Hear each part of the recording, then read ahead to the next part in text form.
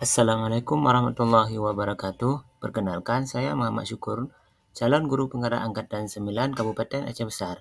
Pada kesempatan kali ini, saya akan menyebarkan pemahaman dan penerapan pengamalan budaya positif kepada rekan-rekan guru yang ada di SD Negeri Semet. Selama pendidikan guru penggerak angkatan 9, saya diajarkan oleh seorang fasilitator yang bernama Ibu Fitriani dan pengajar praktiknya adalah Ibu Evianti.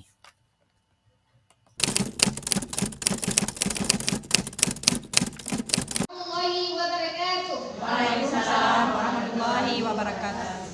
Syukur alhamdulillah pada sama-sama kita panjatkan kepada Allah Subhanahu wa taala yang mana Allah telah memberikan kita kesehatan sehingga kita dapat berkumpul bersama di ruangan yang sederhana ini. Tak lupa pula salawat beriring salam, tak lupa pula kita sanjungkan kepada baginda kita Nabi Muhammad sallallahu alaihi wasallam yang mana beliau telah membawa kita dari alam jahiliyah ke alam Islamiyah, dari alam kebodohan ke alam yang penuh dengan ilmu pengetahuan seperti yang kita rasakan pada hari ini.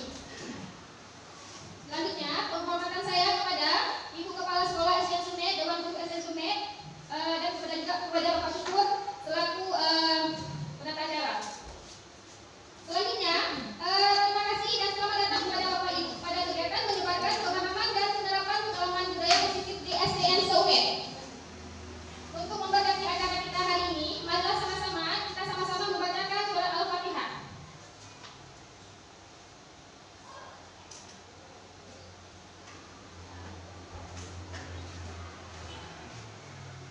Alhamdulillah.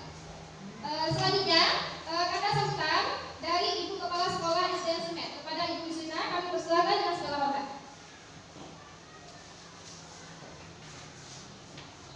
Bismillahirrahmanirrahim. Assalamualaikum warahmatullahi wabarakatuh.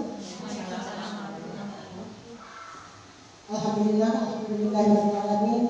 Wassalatu wassalamu ala asyrofil anbiya'i wal mursalin wa ala alihi wasahbihi ajmain. Pertama-tama marilah kita panjatkan puji syukur kehadirat Allah Subhanahu wa taala yang mana kita sudah bisa berkumpul dalam ruangan yang sederhana ini. Selanjutnya, selawat beriring salam kepada junjungan kita Nabi besar Muhammad SAW yang sudah membawa kita dari alam kebodohan ke alam yang penuh dengan ilmu pengetahuan. Yang saya hormati Bapak Ibu Guru SD Negeri Semet dan Bapak Syukur sebagai guru penggerak yang pada tahun 2023. Jadi tema pada hari ini itu menyebarkan pemahaman dan penerapan pengalaman budaya positif di SD Negeri Semet. Saya menyambut positif program guru penggerak ini yang mana dengan adanya guru penggerak di sekolah kita itu bisa berdampak positif terhadap sekolah kita, terutama pada guru-guru yang menjadi guru di sekolah SD Negeri Semet ini. Saya kepada Bapak Syukur sangat mengharapkan supaya bisa memotivasi guru-guru lain baik di dalam pembelajaran, terutama untuk bisa juga mengikuti jejak Bapak Syukur, yaitu menjadi guru penggerak untuk tahun angkatan berikutnya. Itu sangat saya harapkan. Sehingga dengan program ini sangat membantu, yaitu sangat bisa meningkatkan pembelajaran di sekolah dan bisa meningkatkan kinerja kita di sekolah. Itu sangat saya harapkan, sehingga dengan adanya guru penggerak ini, semua guru-guru di SD Sumet ini bisa termotivasi supaya bisa mengikuti semua jejak yang diberikan oleh Bapak Syukur. Itu harapan saya.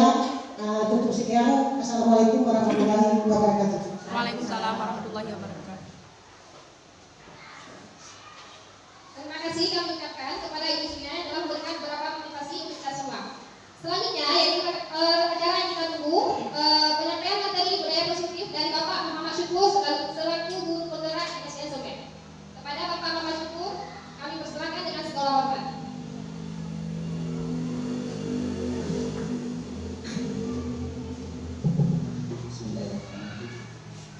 Assalamualaikum warahmatullahi wabarakatuh. Waalaikumsalam warahmatullahi wabarakatuh.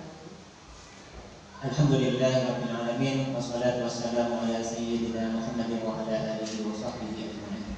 Pertama-tama marilah sama-sama kita memanjatkan puji dan syukur kita kehadirat Allah Subhanahu wa taala yang mana pada hari yang berbahagia ini kita masih diberikan kesehatan, umur panjang, sehat badan dan sehat pikiran sehingga kita dapat berkumpul di sekolah yang kita cintai ini dalam rangka melaksanakan melaksanakan proses belajar mengajar.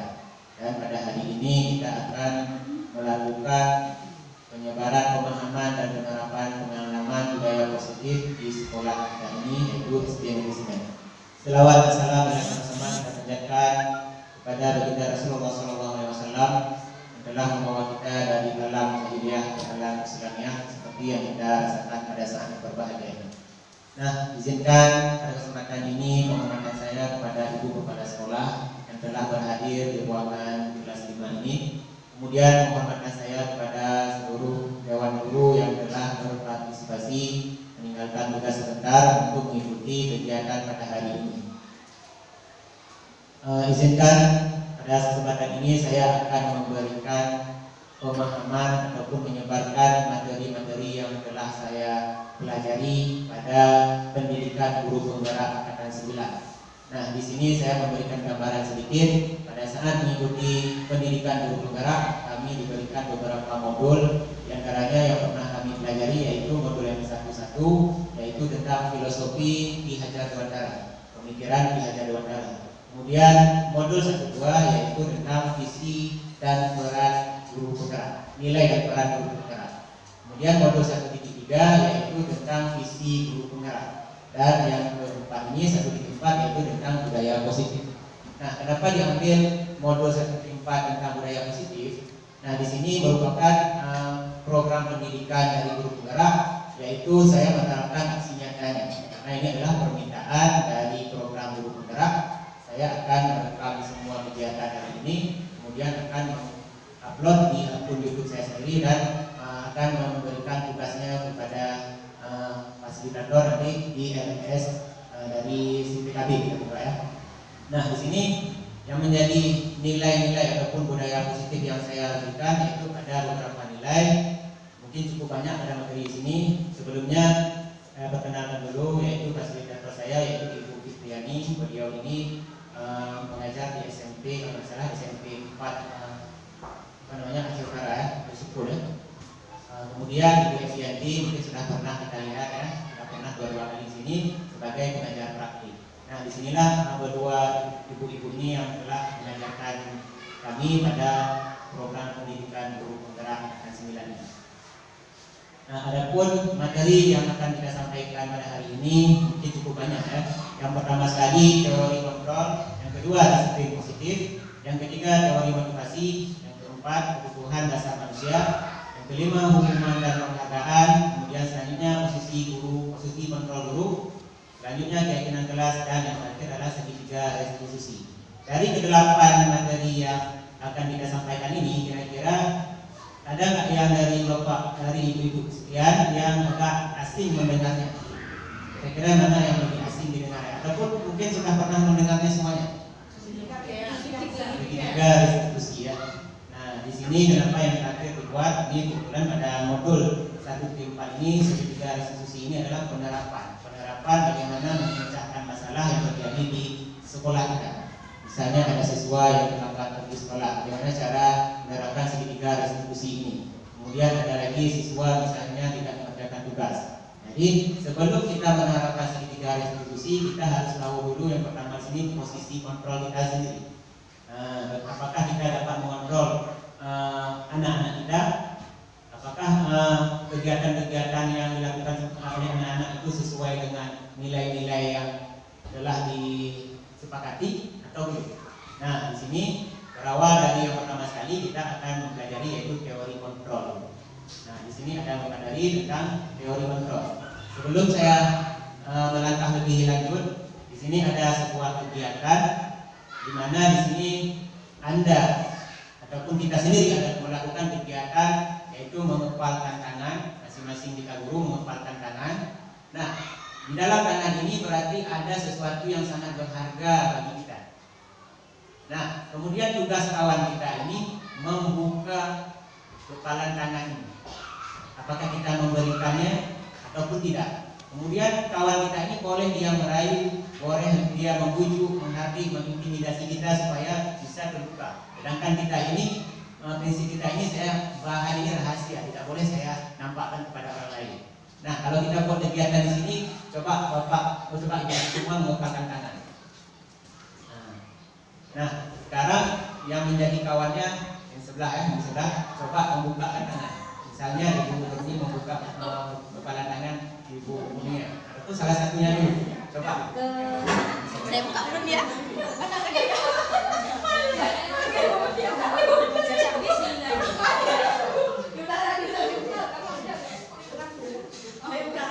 Mau diraih apapun terserah. Jadi saya buka. Pokoknya bagaimana saya bisa ini bahannya rahasia kan, tangan berharga. Udah. Sudah. Itu kan Kira-kira bisa nggak kita membuka kepala tangan orang tersebut? ada bisa. Tidak. Apa alasannya? Alasannya? Kita mempertahankan kekuatan kita sendiri. Berarti kekuatan seseorang bisa nggak kita kendalikan? Tidak. Jadi keinginan seseorang ini memang kita nggak tahu, kita tidak bisa mengendalikan, mengontrol keinginan orang lain. Nah, disinilah yang dinamakan dengan posisi kontrol. Kira-kira paham kan? Kalau cepat saya jelaskan, dikasih tahu ya. Nah, ini pertanyaannya tadi. Apakah Anda atau kawan Anda membuka kepala tangan Anda? Tidak tadi kan? Mengapa? Tadi alasannya sudah ada. Nah, kemudian yang kedua, apakah Anda dan kawan kita menutup kepala tangan Anda? Ada sesuatu yang perlu diperhatikan. Nah, dalam kegiatan tadi, sesungguhnya siapa yang memegang kendali ataupun kontrol? Diri sendiri, kita sendiri yang mengontrol diri sendiri ya. Nah, tidak bisa dikontrol oleh orang lain. Begitu juga dengan siswa. Siswa kadang berbuat sesuatu, kadang kita memerintahkan ini, tapi dalam diri dia ini keinginannya belum terpenuhi. Tetap dia akan melaksanakan sesuai dengan keinginan dia. Nah, ini adalah namanya posisi kontrol. Nah, seperti yang di sini. Ini ada beberapa miskonsepsi tentang teori kontrol. Yang pertama sekali, ilusi guru mengontrol murid. Dalam anggapan kita ini bisa mengontrol murid, ya kan? Kita bisa mengarahkan anak-anak ini, bisa mengontrol semua aktivitasnya, bisa. Padahal tidak. Nah, yang kedua, ilusi juga bahwa semua penguatan positif, efektif, dan bermanfaat. Penguatan yang efektif ini bisa bermanfaat. Ini dalam pikiran kita. Padahal kadang-kadang bisa menjadi hal yang lebih buruk. Nanti kita akan kasih contoh ya. Kemudian ilusi bahwa kritik dan membuat orang merasa bersalah dapat menguatkan karakter. Padahal kritikan ini kadang-kadang tidak bisa menguatkan karakter seseorang. Justru kadang kalau orang tersebut merasa minder karena dikritik, tidak percaya diri lagi. Nah, ini ilusi anggapan ya. Kemudian yang terakhir, ilusi bahwa orang dewasa ini memiliki hak untuk memaksa. Misalnya memaksa anak-anak bangun untuk sekolah, memaksa. Padahal ini berdasarkan keinginan dari dia sendiri, tidak ada, ini akan susah untuk anak tersebut mengontrol dirinya sendiri. Nah, ini bagaimana seseorang bisa berubah dari paradigma stimulus respon kepada pendekatan teori kontrol. Ini menurut Stephen Hofer mengatakan bahwa bila kita ingin membuat kemajuan perlahan, sedikit demi sedikit, ubahlah sikap atau perilaku kita sendiri. Namun bila kita ingin memperbaiki cara-cara utama kita, maka kita perlu mengubah kerangka acuan kita. Apa yang harus kita lakukan dulu? Kita harus mengubah perilaku kita. Kemudian ubahlah bagaimana Anda melihat dunia. Bagaimana Anda berpikir tentang manusia, ubahlah paradigma Anda, skema pemahaman dan penjelasan aspek-aspek tertentu tentang realita. Ini berdasarkan pendapat dari Stephen Covey. Nah, di sini ada perbedaan antara stimulus respon dengan teori kontrol yang tadi. Kita menganggap yang pertama realita atau kebutuhan kita ini sama. Padahal berdasarkan teori kontrol, realita ataupun kebutuhan kita itu berbeda-beda. Misalnya saya butuh mobil, sedangkan ada yang lain belum butuh mobil karena butuh misalnya sepeda motor. Jadi kebutuhan kita ini berbeda-beda. Itu juga dengan anak-anak kita. Kemudian semua orang melihat yang sama, hal yang sama. Tetapi berdasarkan teori kontrol, setiap orang memiliki gambarannya berbeda-beda. Jadi gambaran anak-anak begini, gambaran gurunya begini. Untuk mencocokkan ini agak susah ya, agak susah antara teori kontrol siswa dengan teori kontrol gurunya. Kemudian kita mencoba mengubah orang agar berpandangan sama dengan kita. Padahal kalau menurut teori kontrol, kita berusaha memahami pandangan orang lain tentang dunia. Selanjutnya perilaku buruk dilihat sebagai suatu kesalahan. Ini kalau stimulus respon. Padahal semua perilaku ini memiliki tujuan. Baik buruk itu ada tujuannya. Kenapa kamu mencuri? Pasti ada tujuannya. Kenapa kamu belajar? Pasti ada tujuannya. Nah, orang lain bisa mengontrol saya. Sedangkan menurut teori kontrol hanya Anda yang bisa mempengaruhi Anda. Nah, sampai terakhir ini ada beberapa bisa dibaca, tapi nanti bisa kita kirim filenya supaya bahan untuk belajar. Saya rasa ini sangat penting karena pertama saya belajar ini terkejut-kejut juga, terkejut karena bahannya selain banyak, tapi banyak manfaat untuk diri kita. Belum pernah kita dengar, pasti sudah ada sekarang. Padahal sepertinya kita telah mempraktek hal tersebut, cuma namanya kadang kita tidak tahu, ataupun langkah-langkahnya mungkin tidak sesuai seperti yang disampaikan di sini. Nah, kemudian pembelajaran dengan paradigma baru. Pembelajaran dengan paradigma baru merupakan pembelajaran yang dirancang berdasarkan prinsip pembelajaran berdiferensiasi sehingga peserta didik sesuai dengan kebutuhannya berdasarkan tahap perkembangan itu menunjukkan profil belajar Pancasila. Ini sebagaimana kita ketahui ada 6 profil belajar Pancasila. Yang pertama beriman dan berakhlak mulia, yang kedua berkepentingan global, gotong royong, kreatif, benar kritis dan mandiri. Ini profil belajar Pancasila yang diharapkan pada kurikulum merdeka ini ya. Selanjutnya disiplin positif. Ini materi yang selanjutnya. Kita mendengar kata disiplin. Biasanya yang terbenak dalam Bapak Ibu apa? Disiplin itu apa kira-kira? Taat peraturan. Apa lagi? Tanggung jawab. Apa lagi? Biasanya disiplin dikaitkan dengan aturan, hukuman, ya kan? Nah, jadi disiplin ini seperti yang dijelaskan sama Ibu dia tadi, betul tentang tanggung jawab kita seseorang ini dalam melaksanakan sebuah aturan. Itu sudah masuk dalam disiplin. Di sini diartikan disiplin adalah belajar. Berarti orang yang sudah disiplin berarti dia sedang melaksanakan pembelajaran. Nah, disiplin ini berasal dari kata disiplina, artinya belajar. Kata disiplin juga berasal dari akar kata yang sama dengan disiplin atau disiplin atau murid atau pengikut. Untuk menjadi seorang murid atau pengikut, seseorang harus paham betul alasan mengapa mereka mengikut suatu aliran atau ajaran tertentu, sehingga motivasi yang terbangun adalah motivasi dari dalam, ya, intrinsik ini dari dalam, bukan dari luar. Nah, mari kita tanyakan kepada diri kita sendiri bagaimana kita berperilaku selama ini, mengapa kita melakukan segala sesuatu tersebut, apakah kita melakukan sesuatu karena adanya dorongan dari lingkungan atau dorongan dari yang lain. Kadang kita melakukan sesuatu karena kita menghindari rasa sakit atau ketidaknyamanan. Ataupun terkadang kita juga melakukan sesuatu untuk mendapatkan apa yang kita mau. Pernahkah Anda melakukan sesuatu untuk mendapatkan senyuman atau pujian dari orang lain? Ini kita tanyakan pada diri kita sendiri. Untuk mendapatkan hadiah atau untuk mendapatkan uang atau alasan-alasan lain yang tidak ada di sini. Nah, di sini menggambarkan disiplin ini adalah dari diri kita sendiri. Bagaimana kita melaksanakan kewajiban kita? Apakah karena paksaan? Apakah karena aturan? Apakah karena yang muncul dari diri kita sendiri sebagai seorang pendidik yang berjiwa, yang satria ataupun memiliki tanggung jawab kita sendiri? Nah, ini harus dimunculkan dari diri kita sendiri, bukan dari karena sebulan. Jangan. Kalau karena sebulan ini terbatas nanti. Jadi saya melaksanakannya karena ada penghargaan. Di sana tidak diberikan penghargaan, kamu melaksanakan ini. Nah, sini ada sedikit. Ini Bapak pendidikan kita yaitu Bapak Ki Hajar Dewantara juga mengatakan di mana ada kemerdekaan, disitulah ada kata disiplin yang kuat. Jadi sesungguhnya disiplin itu bersifat self disiplin ataupun kita sendiri yang mewajibkan kita dengan sekeras-kerasnya, tetapi itu sama saja. Kenapa? Karena jika tidak cakap melakukan self disiplin, wajiblah penguasa lain mendisiplinkan kita. Kalau kita tidak disiplin, makanya ada penguasa lain, peraturan yang lain yang mendisiplinkan kita. Anak-anak tidak disiplin, makanya kita buat peraturan supaya mereka disiplin. Disiplin juga mengacu pada diri berarti dan bertanggung jawab. Jadi tadi kita jelaskan terhadap apa yang dilakukannya dengan nilai-nilai kebajikan yang universal yang diyakini. Disiplin merupakan salah satu cara untuk menerapkan disiplin yang tujuannya untuk menumbuhkan kesadaran. Itu tujuan pada disiplin ini. Disiplin itu bukan tujuan, tapi dia jembatan untuk memperoleh keberhasilan.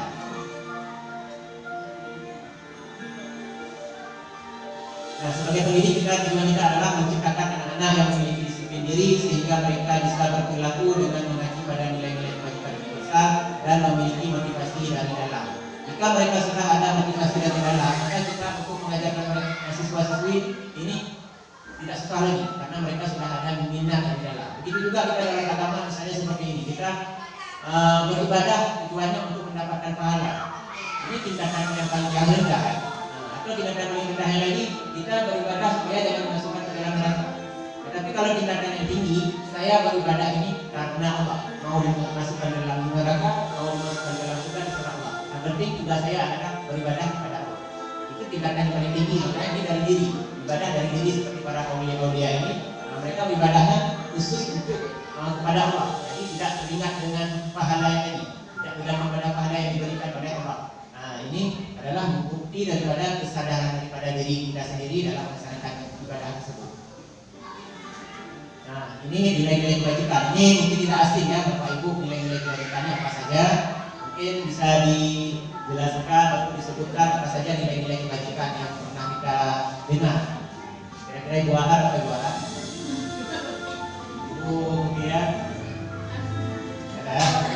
oke. Nah, nilai-nilai kewajiban ini banyak sekali ya. Nah, dia terlepas daripada suku, tidak terikat pada negara, agama, ini umum ya. Misalnya gotong royong, kerjasama, toleransi, kejujuran, ini semuanya adalah nilai-nilai positif. Nah, nilai-nilai positif di sini yang pertama dari Profil Belajar Pancasila seperti yang saya sebutkan tadi ada 6. Kemudian menurut info primari ini ada beberapa nilai juga. Kemudian nilai skill tampilan hidup ini juga beberapa nilai positif yang ada di sini. Sebetulnya sudah pernah kita laksanakan semuanya nilai-nilai pendidikan ini ya. Nah, sekarang teori motivasi, hukuman dan penghargaan ini cukup menarik. Nah, yang pertama sekali 3 motivasi perilaku manusia. Yang pertama untuk menghindari ketidaknyamanan atau hukuman. Anak-anak kenapa membuat tugas? Untuk menghindari hukuman. Yang kedua untuk mendapatkan imbalan. Kadang-kadang mereka kenapa buat tugas? Ada imbalan, ada dapat reward, ada guru. Kemudian yang terakhir untuk menjadi orang yang mereka inginkan dan menghargai diri sendiri dengan nilai-nilai yang mereka percaya. Ini agak sulit nih yang nomor 3 ini. Seandainya ada siswa-siswi kita, murid-murid kita melaksanakan tugas, mengerjakan PR ini karena keinginan mereka ingin berhasil untuk ke depan, pasti mereka akan melaksanakannya dengan tulus. Tidak karena hukuman, tidak karena ujian ataupun imbalan-imbalan yang lain. Nah, ini penjelasannya yang tadi, ini tidak perlu saya jelaskan tadi, tidak ya. Kemudian hukuman dan penghargaan. Nah, kegiatan pemantik di sini. IFA kurang menguasai pelajaran matematika, sehingga pada saat pelajaran tersebut dia lebih banyak berdiam diri atau bergambar di buku pelajarannya. Ini kebiasaan yang kita jumpai pada anak didik kita. Pada saat guru matematika yaitu Pak Seno menanyakan pertanyaan, IFA menjadi gugup. Sementara tak sengaja menjatuhkan tasnya dari kursi. Tiba-tiba menjadi gagap dan pada saat berupaya menjawab. Pada saat dia berupaya menjawab, seluruh kelas pun tertawa melihat perilaku IFA yang bicara gagap dan terkejut. Pada saat menjawab jawaban dari Pak Seno ya. Kemudian Pak Seno pada saat itu membiarkan teman-teman IFA menertawakan IFA dan tergagap malu luar biasa si IFA ini. Dan malahan minta IFA untuk maju ke depan dan berdiri di depan kelas lagi. Sambil menunjukkan hidungnya karena tidak bisa menjawab pertanyaan Pak Seno. Kelas makin gaduh dan anak-anak pun tertawa melihat IFA di depan kelas memegang hidungnya. Ini hukumannya diberikan oleh Pak Seno. Nah, dari kegiatan ini ada pertanyaan. Apakah ibu-ibu ini setuju dengan tindakan Pak Seno terhadap IFA? Setuju? Gimana ibu, setuju nggak? Ada hukuman yang disuruh maju depan, kemudian pegang hidung, kurang setuju. Alasannya?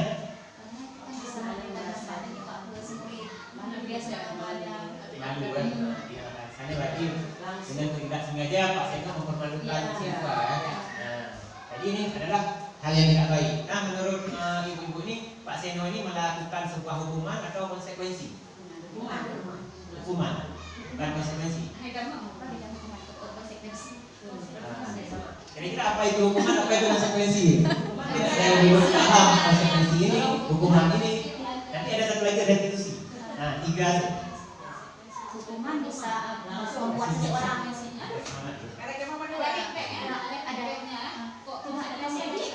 konsekuensi ada feedback. Kalau hukumannya menjatuhkan sendiri itu ya. Kalau misalnya menurut saya Pak ya, kalau misalnya konsekuensi itu mungkin ada feedbacknya. Nah, tapi kalau misalnya hukuman, terkadang kita kasih hukuman, tapi untuk anaknya itu dia nggak merasa bahwa untuk dirinya itu hanya hukuman, tapi tidak ada pembelajarannya gitu. Maksudnya hanya sekedar hukuman aja. Oke, terima kasih Ibu Arya. Untuk ibu-ibu lain bisa Ada Pak minum jam di depan. coba menjawab.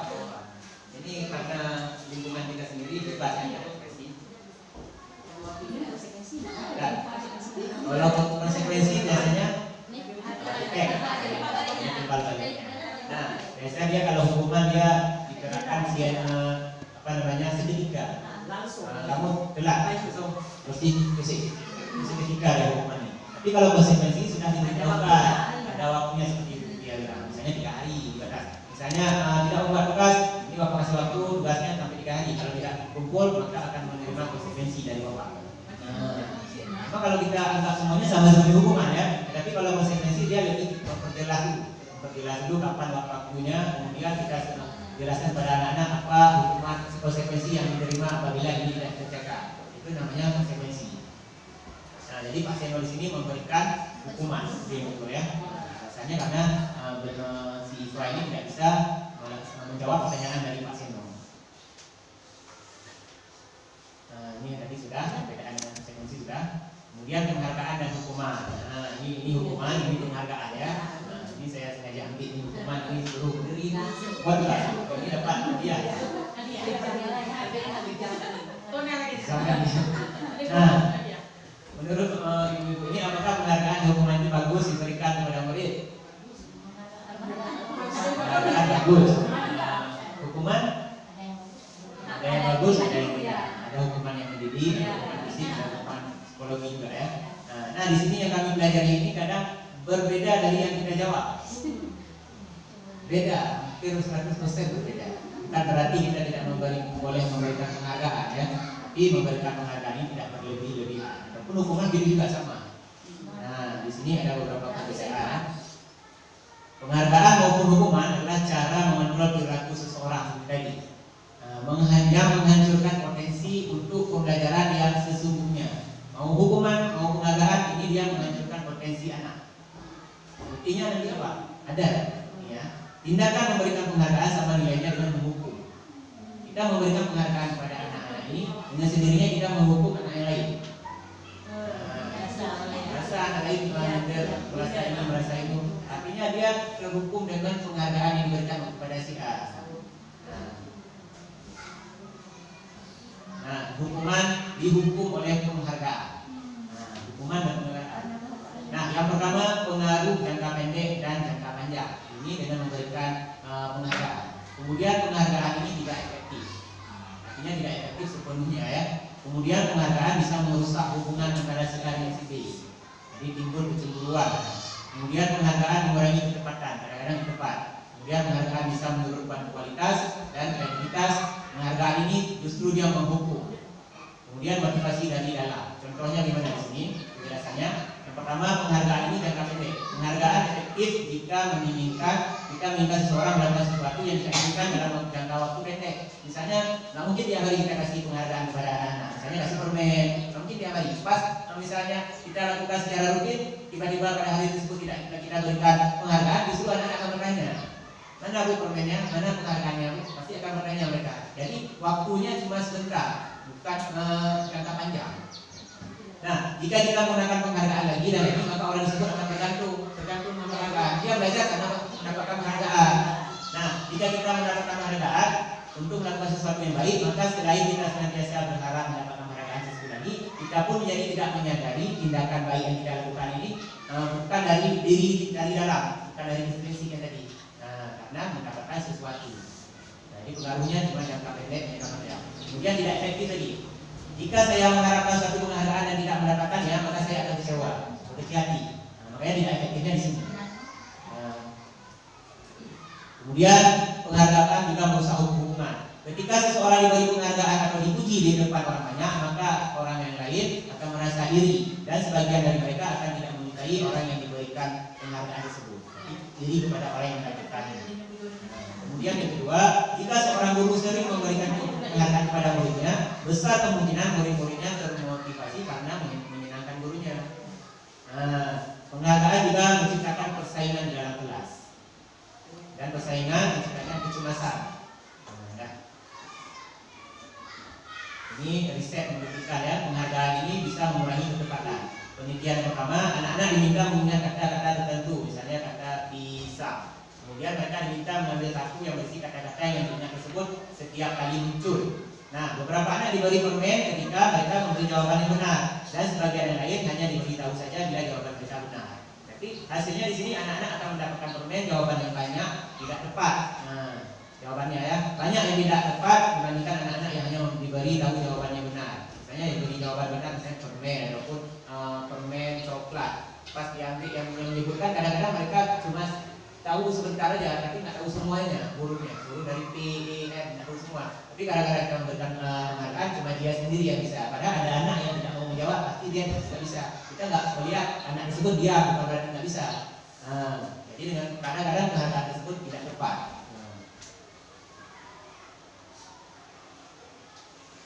Kemudian penghargaan juga menurunkan kualitas. Pengamatan dilakukan pada sekelompok mahasiswa-mahasiswi yang sedang kerja praktik di sebuah surat kabar universitas. Saat itu mereka sedang belajar menuliskan sebuah artikel tentang sebuah judul berita utama. Seiring waktu, mahasiswa tersebut semakin mampu bekerja dengan cepat. Kemudian ada beberapa mahasiswa yang dibayar untuk setiap judul berita utama yang mereka mampu hasilkan. Dan setelah beberapa lama mahasiswa ini dibayar, ini hasil kinerjanya berhenti berkembang.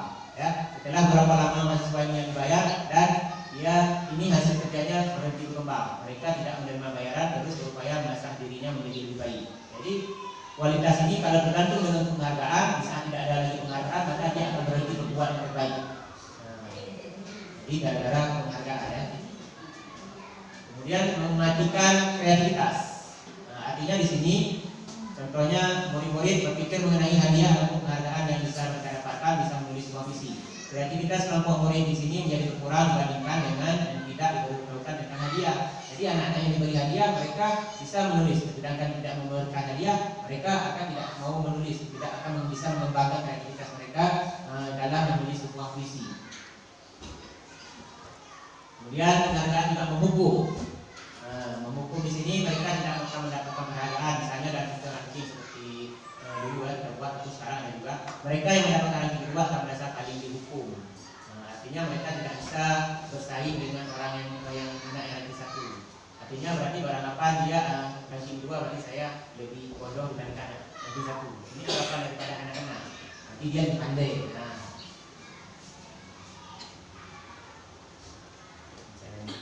Ini masalah keyakinan kelas. Keyakinan kelas ini ada beberapa kelas yang sudah kita buat dan saya sendiri kadang-kadang kalau saya cocokkan dengan yang dibuat cara membentuk keyakinan kelas, kadang saya merasa kurang juga karena sebelum saya belajar duluan saya buat keyakinan kelas, bandingkan dengan modul yang ini. Nah, perbedaan keyakinan kelas dengan peraturan kelas kira-kira apa itu? Keyakinan kelas dengan peraturan kelas. Dia ibu kelas-kelas kesepakatan kelas ini bersama dengan keyakinan kelas. Ibu Isina, keyakinan kelas apa?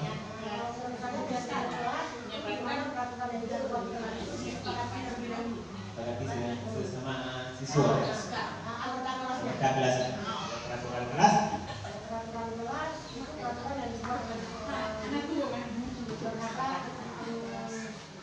Kelas.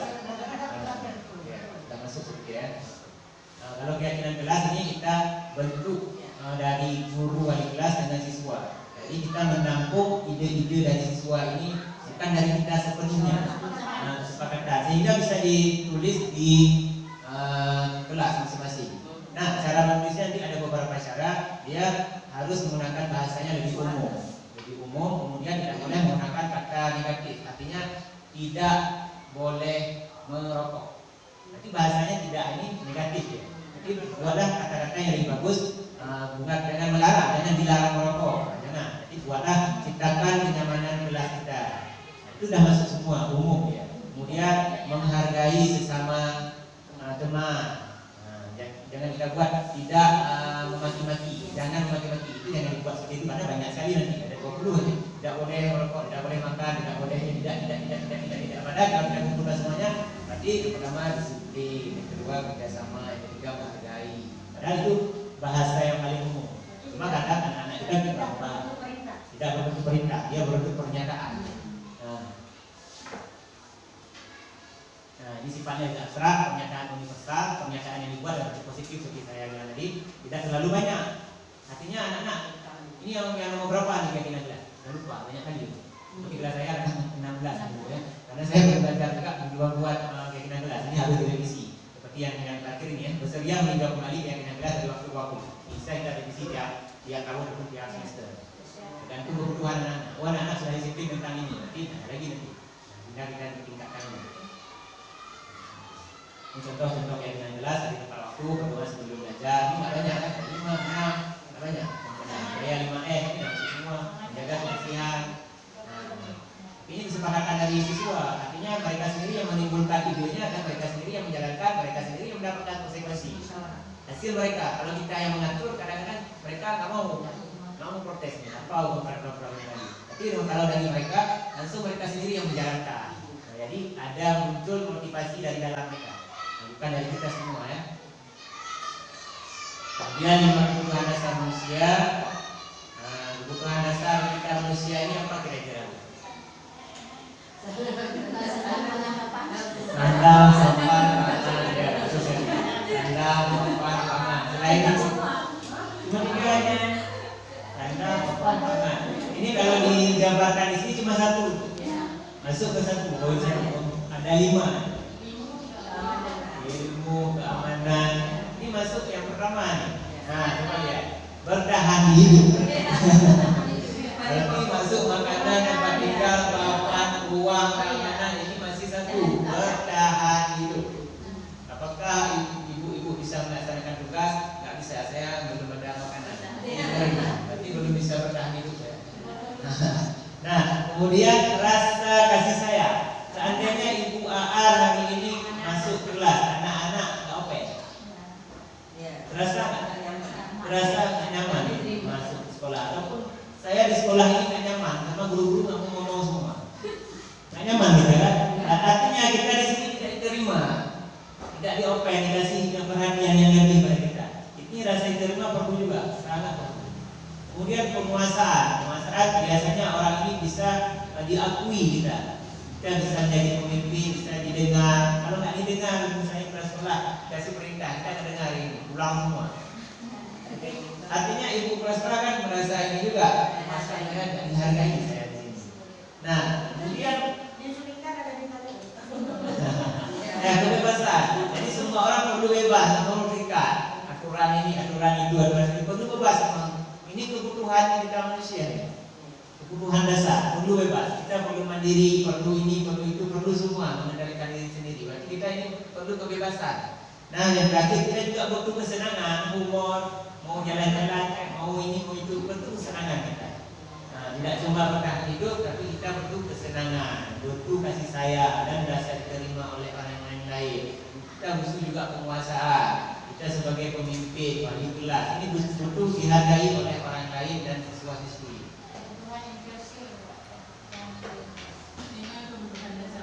Kebutuhan dasar manusia. Nah, ini 5 posisi kontrol. Yang pertama posisi kontrol adalah penghukum. Nah, guru-guru ataupun bapak untuk saya sendiri ya. Ini bukan berarti saya ini lebih baik ya, bukan? Karena ini sama-sama kita belajar. Saya juga pernah jadi penghukum. Saya pernah juga membuat rasa bersalah. Saya bisa menjadi teman bagi siswa, mantau, manajer. Kadang ini saya belum semaksimal mungkin ya. Kalau penghukum itu sudah terbiasa. Mungkin anak walaupun menghukum bukan dengan fisik, menghukum dengan kata-kata pernah juga. Nah, dari posisi kontrol ini yang paling baik yaitu seorang manajer. Manajer bisa mengawal anak-anak, bisa menyelesaikan masalah bersama, bisa bertanggung jawab, bisa memantau, masuk semua kalau manajer ini. Kalau memantau cuma memantau aja ya. Jelas ya. Nah, ini posisi penghukum. Biasanya ini kata-kata penghukum yang dilakukan oleh guru, patuhi ini aturan saya, awas kamu. Ini penghukum nih. Nada-nada yang diberikan oleh guru berarti nada penghukum anak. Nah, kamu selalu saja salah. Artinya nggak ada solusi. Nah, selalu berarti seperti ini. Nah, ini contoh ya. Nah, seorang penghukum ini bisa menggunakan hukuman fisik ataupun hukuman verbal. Orang yang menjalankan posisi penghukum senantiasa menyatakan bahwa sekolah memerlukan sistem atau alat yang dapat lebih menekan murid. Nah, ini guru bisa menekan supaya anak-anak ini disiplin, menekan ya. Nah, guru seperti ini senantiasa percaya hanya ada satu cara, cuma satu cara kalau guru tersebut bisa menghukum. Tidak ada cara lain sebenarnya. Ini posisi guru penghukum. Kemudian yang kedua, membuat merasa bersalah.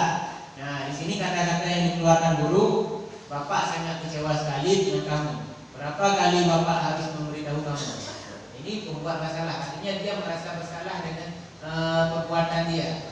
Nah, gara-gara dengan kata-kata kita di sini, berarti anak-anak merasa bersalah. Kadang dia merasa minder bahwa saya banyak kali kesalahan ibu-ibu, artinya nggak mau lihat dari saya. Jadi merasa bersalah dia anak-anak. Ini hal yang kurang baik juga.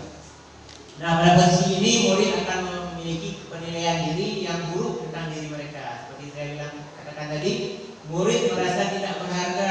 Artinya dengan kesalahan yang mereka lakukan, dia kecewa dengan dirinya sendiri. Nah, kemudian posisi teman ini bisa menjadi teman. Ini kadang-kadang teman ini bisa menjadi lawan. Lawan. Artinya kalau kita selalu merangkul anak-anak dengan bahasa-bahasa seolah-olah dia menganggap teman, akhirnya kita kurang menghargai sama anak-anak. Ini biasa kita lakukan, maksud saya ya. Bantu bapaknya, bantu ini, apa pak biar bapak membereskan ini. Padahal ini tugas anak.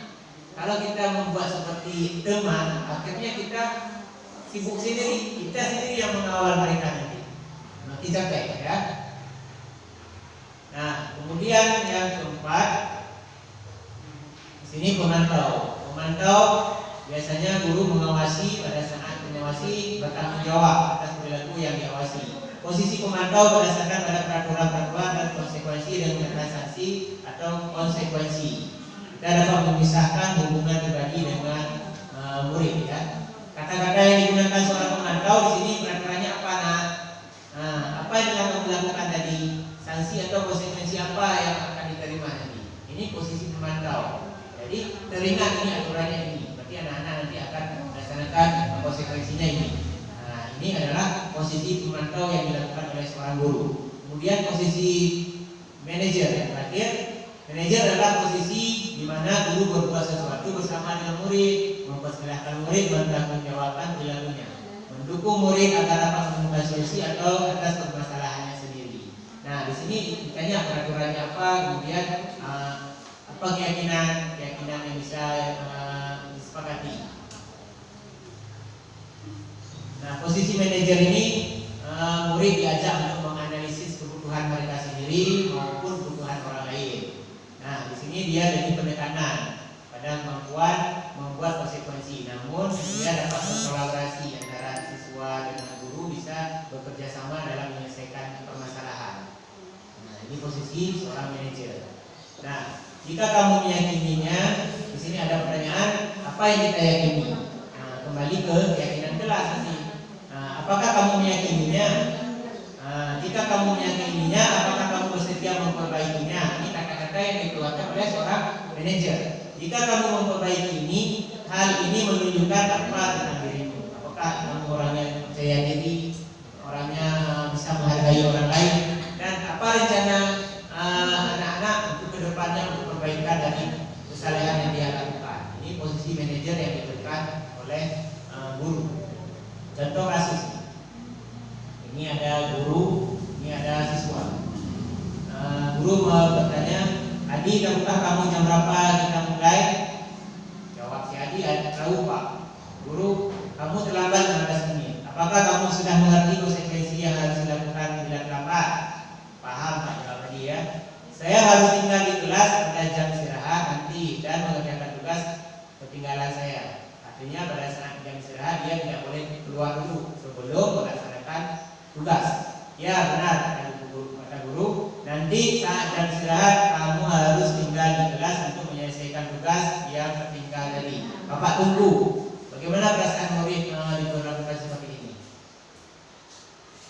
Bagaimana perasaannya? Baik kah? Atau tidak baik? Kurang baik. Ini masuk hukuman jadi atau konsekuensi? Konsekuensi ya, karena sudah diberi waktu, sudah diberi gambaran pada anak-anak ya. Berdasarkan percakapan yang tadi, posisi kontrol yang dilakukan guru tadi apa? Apa teman, pembuat masalah, penghukum, pemantau, atau manajer? Manajer.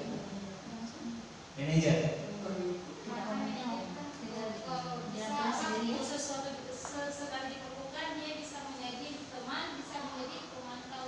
Ya, bagus sekali buat. Luar Jadi manajer itu tidak konkret, yang konkret. Konkret ada yang bisa dia berubah posisi, bisa berubah jadi pemantau, bisa berubah jadi teman, tapi tidak bisa berubah lagi jadi penghukum ya. Tidak bisa membuat masalah bisa lagi. Tapi kalau turun seperti itu berarti loyalitas kita sudah berkurang. Ya. Nah ini contoh yang kedua, yang hampir sama juga terlambat. Si Adi ini terlambat tadi menanyakan kepada gurunya.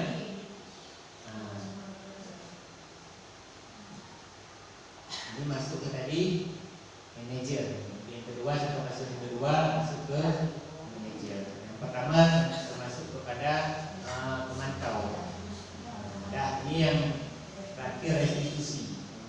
Yang tadi mungkin asing ya, asing mendengarnya segitiga restitusi. Ini sebelum kita melangkah kepada segitiga restitusi, kita harus pelajari dulu restitusi itu bagaimana. Nah, restitusi ini adalah proses menciptakan kondisi bagi murid untuk perbaikan kesalahan mereka sehingga mereka bisa kembali pada kelompoknya dengan karakter yang lebih kuat. Jadi ada hukuman, konsekuensi, dan restitusi. Ada 3. Restitusi juga merupakan proses kolaborasi, kerjasama yang mengajarkan murid untuk mencari solusi dari permasalahan yang mereka lakukan dan membantu murid berpikir seperti apa yang mereka inginkan dan bagaimana mereka harus memperlakukan orang lain. Ini yang dikatakan dengan restitusi. Ciri-cirinya yang membedakan restitusi dengan program-program disiplin lain, misalnya konsekuensi, hukuman, dan lain. Restitusi ini bukan untuk menembus kesalahan, tetapi untuk belajar dari kesalahan. Kemudian restitusi ini memperbaiki hubungan. Dan selanjutnya dia adalah tawaran, bukan paksaan kepada anak-anak. Menawarkan, kalau begini bagaimana nanti tugasnya? Bisa siap tak? Oh siap. Kita berikan tawaran kepada anak-anak, bukan memberikan hukuman langsung.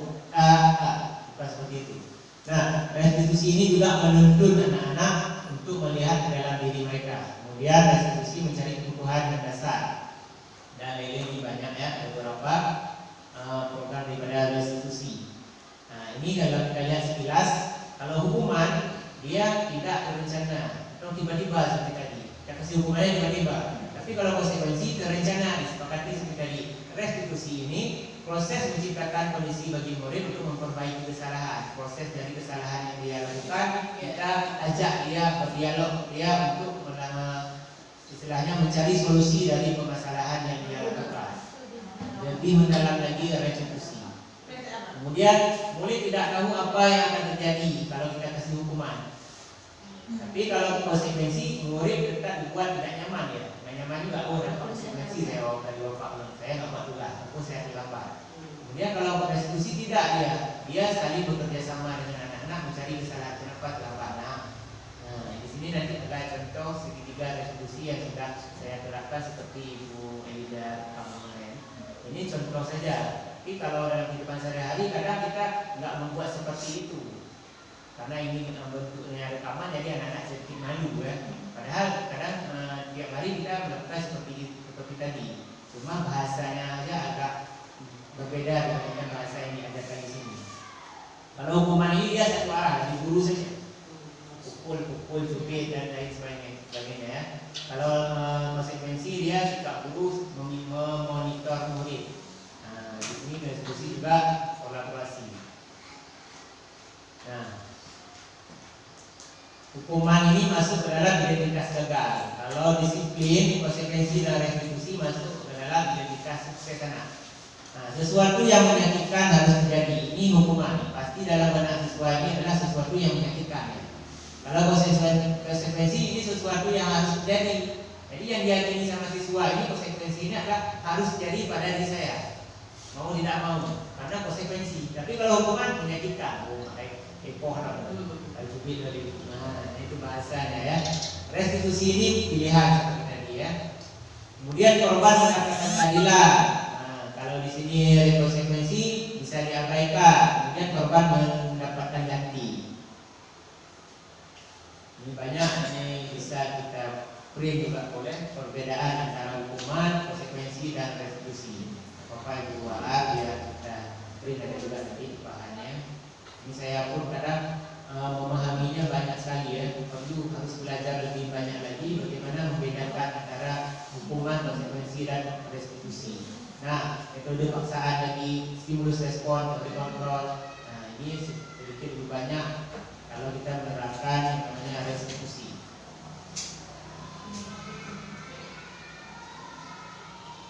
Nah, kesimpulannya adalah di sini kita bisa menyimpulkan bahwa hukuman sifatnya berencana, tiba-tiba anak atau murid tidak tahu apa yang akan terjadi dan tidak dilibatkan.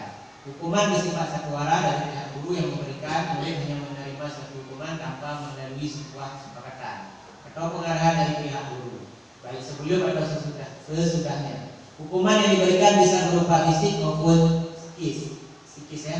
Murid atau anak disakiti oleh suatu perbuatan atau kata-kata. Nah, disiplin dalam bentuk konsekuensi sudah berencana atau sudah disepakati. Keyakinan yang telah disepakati, tidak mesti keyakinan kelas ya, keyakinan sekolah atau peraturan-peraturan sekolah. Kemudahan adalah hal yang wajar dalam proses pembelajaran. Jika anak misalnya ada melaksanakan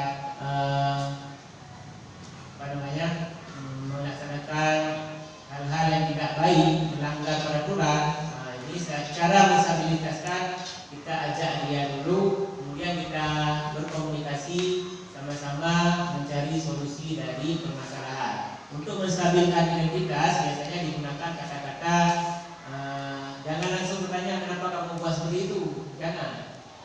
Kita tanya dulu, kita stabilkan dulu, redakan dulu emosi dia, redakan emosi. Jangan langsung kenapa kamu pukul dia, jangan. Itu yang tahap kedua nanti. Tahap yang pertama kita arahkan dulu. Tadi bapak melihat kamu berkelahi dengan sebulan, seolah-olah kita nggak tahu. Tadi bapak melihat kamu berkelahi, langsung dia akan menyebutkan jawaban. Kita arahkan, kita diamkan dulu supaya tenang. Ini namanya menstabilkan identitas. Oh, nah bapak dulu kan pernah juga berkelahi, bahkan lebih parah lagi dari kamu. Oh, berarti berpikir dia, bapak juga pernah juga. Tapi bapak setelah berkelahi kemarin, saya bapak seumur hidup nggak pernah lagi. Walaupun kita berbohong, itu kebaikan. Nah, ini menstabilkan namanya, menstabilkan identitas. Nah, jadi bapak dulu hancur nih, giginya patah, dada. Nah, pokoknya anak-anak, oh ya bapak pernah juga. Akhirnya dia dengan kesalahan tadi, memang mungkin dia bukan yang berbuat salah, ada kawan lagi yang buat salah. Kita ajak satu-satu dulu. Yang berdua berdebat nanti ya, berdebat ni nggak selesai. Jadi kita diamkan dulu, stabilkan dulu emosi dia, barulah nanti masuk ke dalam validasi tindakan yang salah. Validasi tindakan yang salah ini barulah kita bertanya, nah kira-kira kamu tadi berkelahi kenapa? Itu validasi namanya. Kita akan memvalidasi apa kesalahan yang bukti kesalahan yang dilakukan karena apa? Oh, karena dia ngejek saya Pak. Oh, ketemu kan dia tambah mengejek. Nanti kita tanya sama yang lain lagi, yang kita gabungkan ya. Gabungkan mungkin agak susah ya.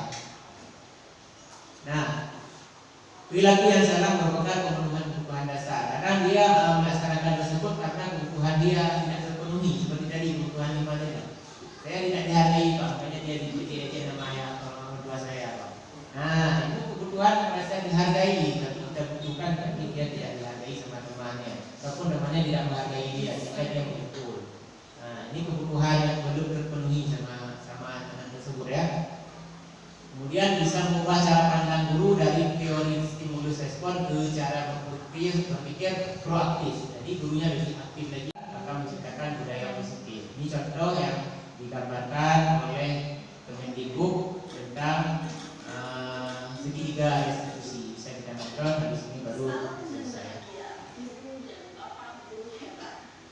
Pada video kali ini kita akan membahas tentang salah satu program disiplin positif yang diterapkan di lingkungan sekolah yang dikenal dengan nama restitusi.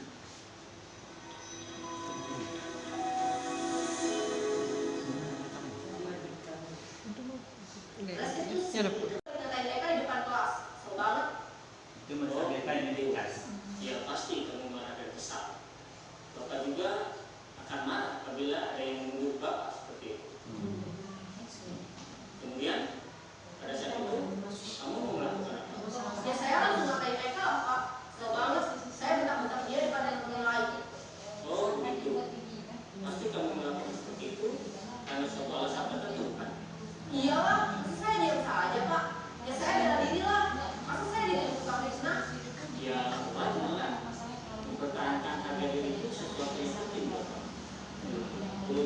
kamu tidak lebih gagal lagi? Hanya kamu katakan. Iya Pak, mungkin saya masih bersabar dan hanya membentak saja. Sudah gemes padahal saya pasti bela diri lah. Ya pasti ya. Tapi kamu memilih untuk tetap bertahan dan bersabar. Kamu memilih untuk tidak berbuat lebih parah lagi kan? Nah, sekarang coba kita lihat lagi tindakan kamu yang Kita kelas. tindakan kamu itu kira-kira sesuai dengan keyakinan kelas atau prinsip kamu tidak? Enggak lah Pak, capek Pak jadi pengawas. Jadi keyakinan atau prinsip mana yang kurang sesuai dengan keinginan kamu? Ya, saya sebenarnya sangat menghargai orang lain. Mungkin saat itu saya menjadi emosi, jadi tidak mengikuti sikap itu. Kamu meyakini tidak? Menghargai orang lain itu penting buat kamu? Yakin lah Pak. Iya, setuju. Kita harus saling menghargai. Namun, ada juga keyakinan yang kita sepakati yang perlu kita jalankan apabila kita sedang marah, kan? Ya, saya bisa lebih proaktif, mulai dengan diri sendiri. Saya bisa jadi lebih sabar, mengambil waktu juga untuk berpikir mau apa selanjutnya. Kira-kira kamu bersedia memperbaiki masalah ini tidak? Sedia Pak. Kalau kamu memperbaiki masalah ini, kamu akan menjadi orang seperti apa? Saya akan menjadi orang yang bertanggung jawab kali ya Pak. Dan senantiasa proaktif. Iya, menurut kamu bagaimana rasanya menjadi orang seperti itu? Ya nyaman lah, bangga bisa sabar dan berani. Baiklah kalau begitu. Yuk kita pikirkan bagaimana memperbaiki masalah ini.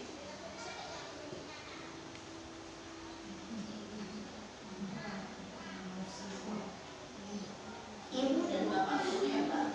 Baru saja kita menyaksikan contoh bagaimana seorang guru berada dalam posisi manajer menggunakan penerapan segitiga restitusi. Mari kita bahas satu persatu. Pada sisi pertama, menstabilkan identitas berdasarkan pada prinsip bahwa membuat kesalahan adalah bagian dari proses pembelajaran. Sisi pertama dari segitiga ini berperan menggeser identitas murid dari identitas gagal ke identitas sukses. Murid yang sedang bertingkah laku yang tidak pantas atau menarik diri saat itu sedang mengalami identitas gagal. Bila kita mengkritiknya, maka posisinya tidak akan berubah.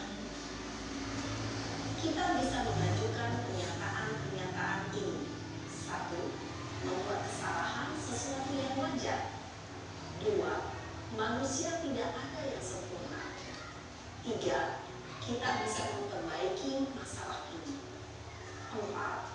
Saya tidak menanyakan kesalahannya. Saya lebih fokus bagaimana memperbaiki masalah ini. 5.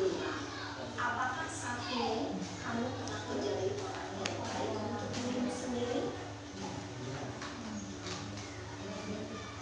Pada sisi kedua, validasi tindakan yang salah berlandaskan pada prinsip bahwa setiap perilaku berupaya memenuhi segala kebutuhan tertentu.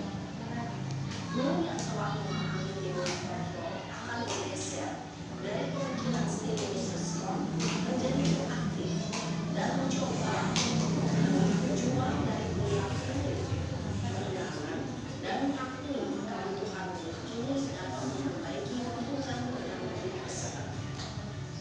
Pernyataan atau pertanyaan bisa disampaikan dengan nada suara tidak menghakimi atau memojokkan sehingga dapat mengembalikan murid pada posisi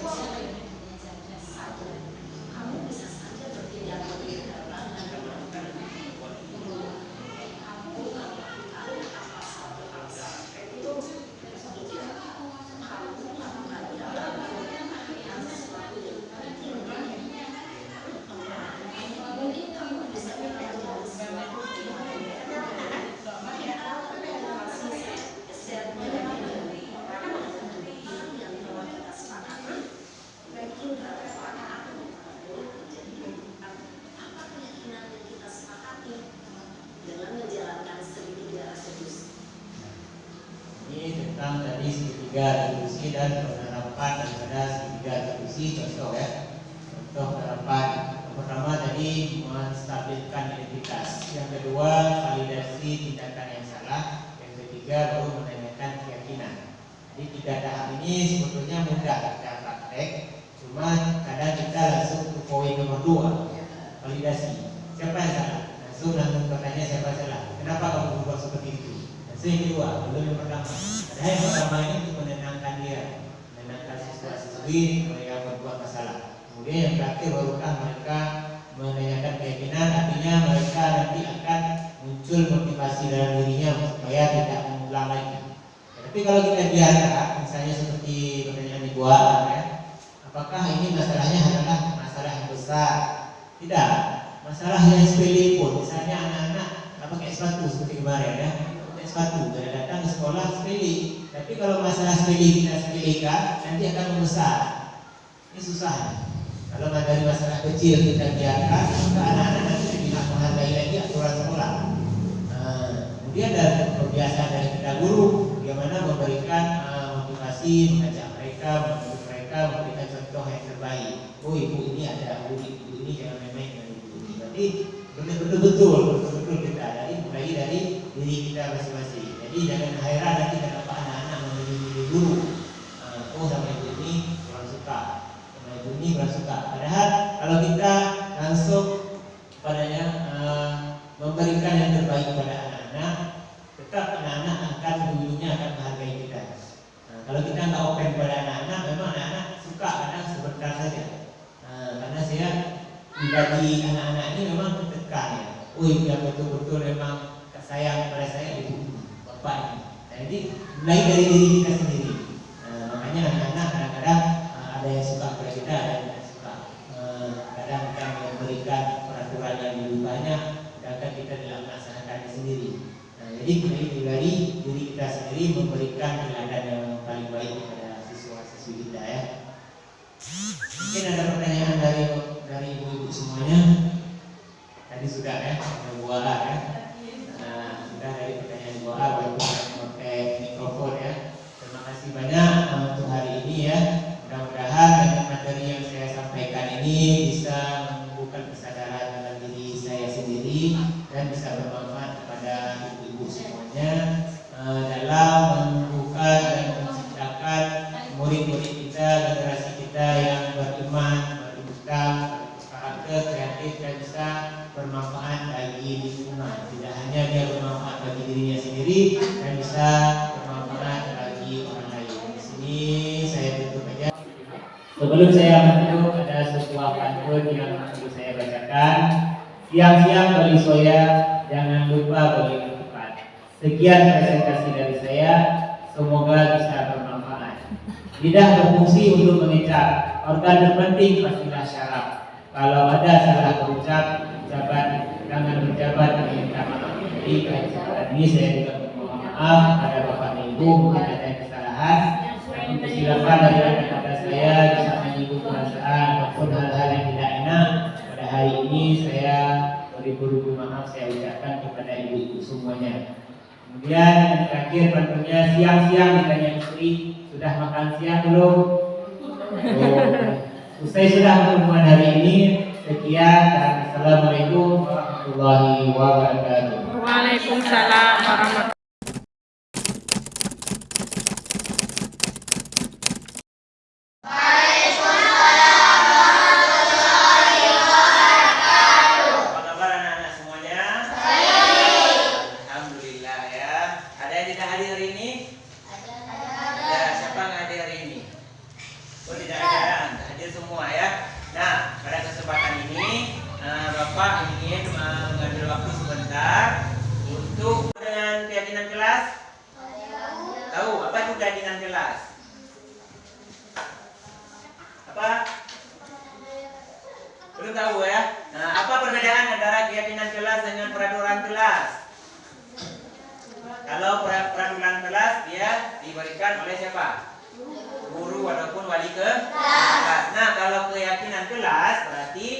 Dibuat oleh siswa dan bersama-sama dengan guru. Itulah yang dinamakan dengan keyakinan kelas atau kesepakatan kelas kita.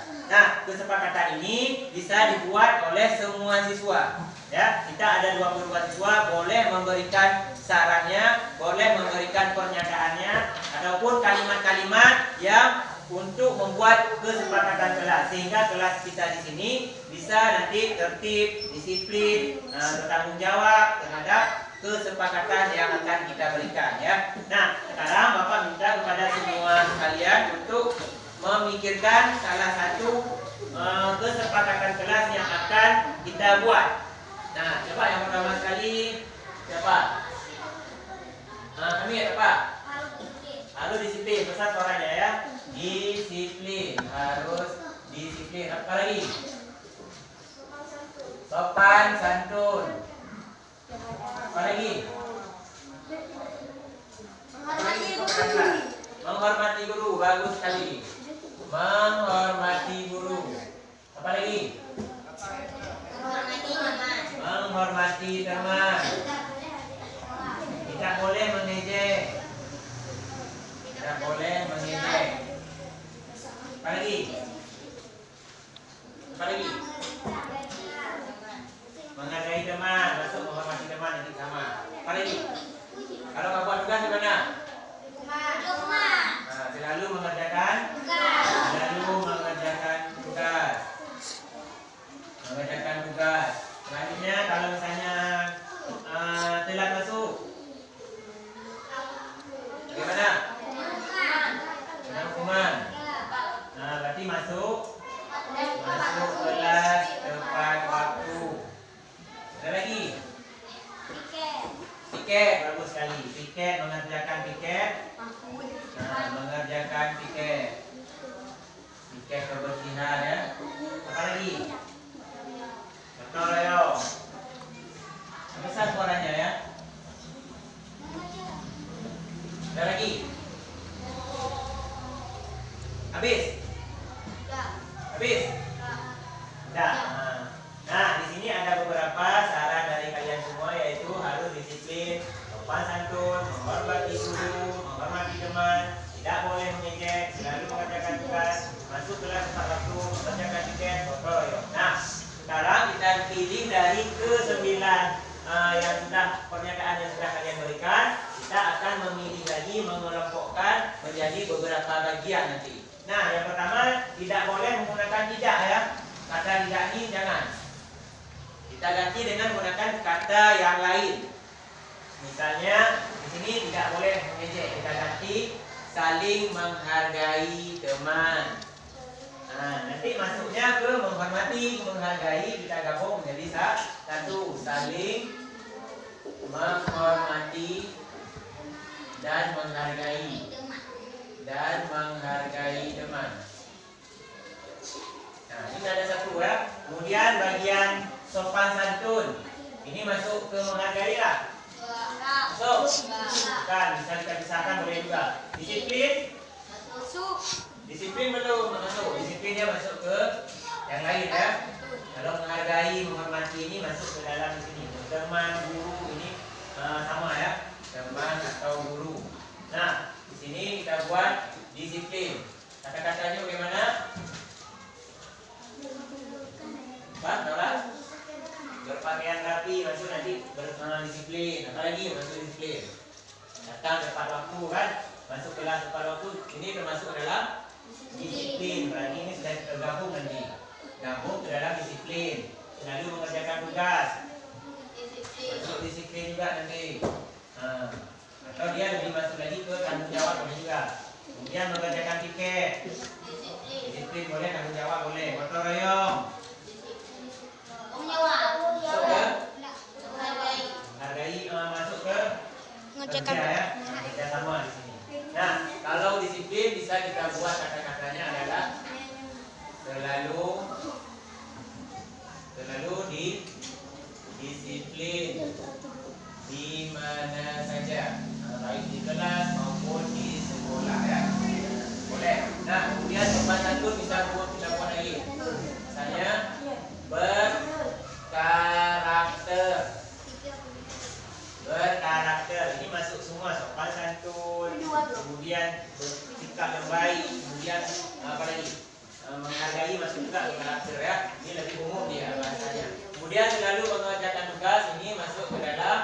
Tanggung jawab. Mengerjakan tugas, mengerjakan piket, ini namanya bertanggung jawab.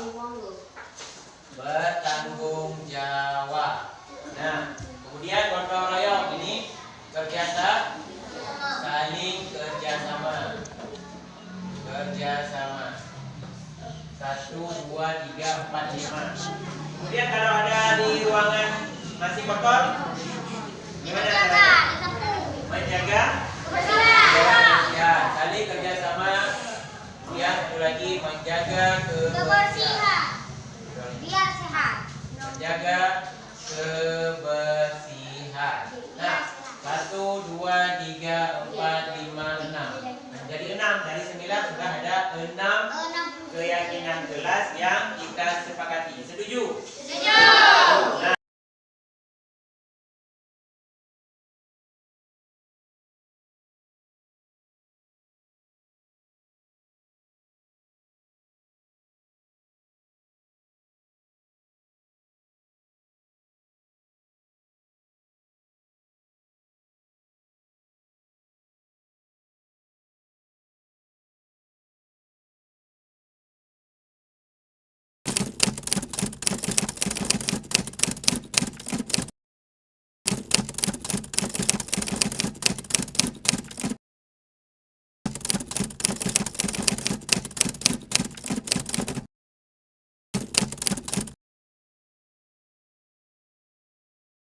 Assalamualaikum warahmatullahi wabarakatuh.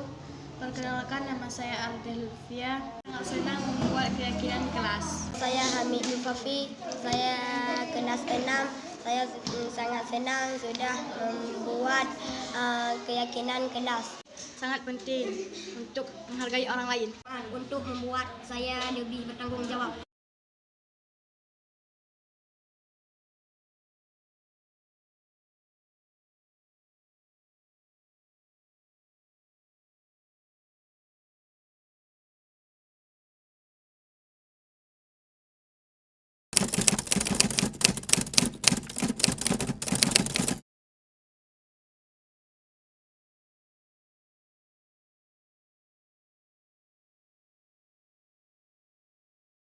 Video ini merupakan praktek penerapan segitiga restitusi untuk menyelesaikan permasalahan yang terjadi di sekolah saya.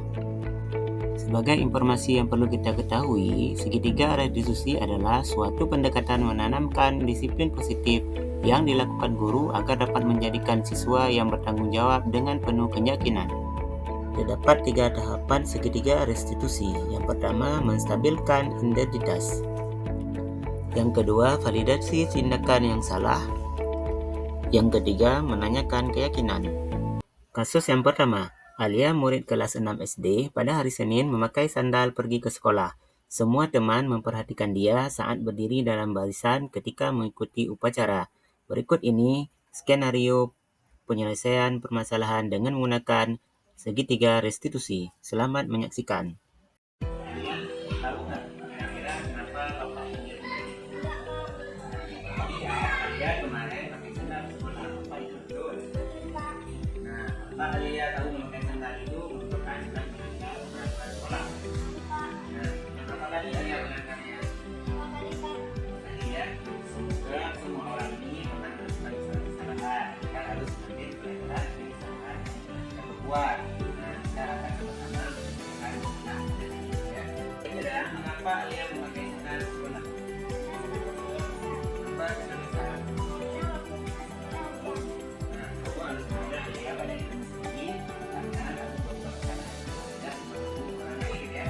Tidak pernah membuat kesepakatan jelas. Kira-kira apa keyakinan jelas yang kita lakukan? Selanjutnya apa yang harus dilakukan saja supaya kita menjalankan kesepakatan jelas?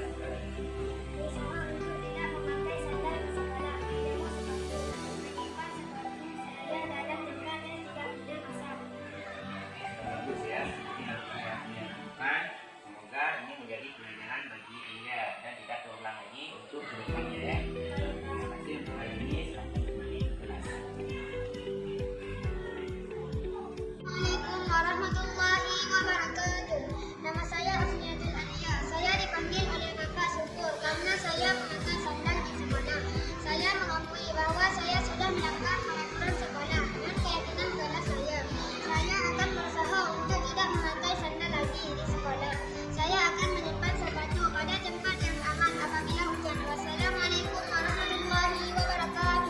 Kasus yang kedua, Raihan sudah beberapa kali tidak mengumpulkan tugas dengan berbagai alasannya, sehingga kebanyakan guru mengadu pada wali kelas. Berikut ini adalah skenario penyelesaian permasalahan yang dilakukan bersama dengan siswa.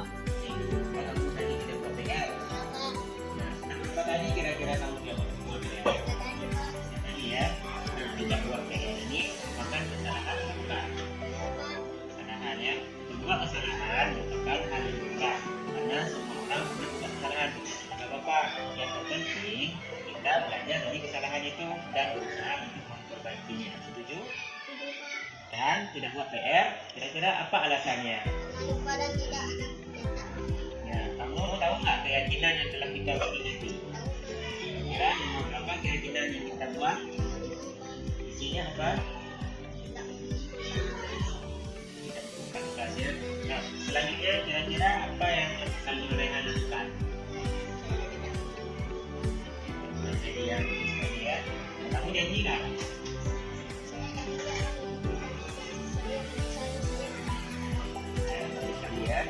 Jadi kita sudah menemukan solusinya. Selanjutnya kalau ada akhirnya nanti tanyakan kepada teman ya. Dan kalau lupa pinjam buku sama teman ya. Nanti jangan lupa membuat nah, silakan kembali ke tempat.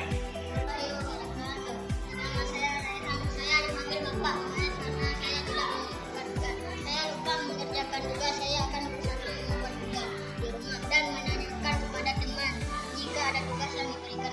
Assalamualaikum warahmatullahi wabarakatuh. Terima kasih telah menyaksikan video ini. Semoga bermanfaat bagi kita semua. Salam guru penggerak. Wassalamualaikum warahmatullahi wabarakatuh.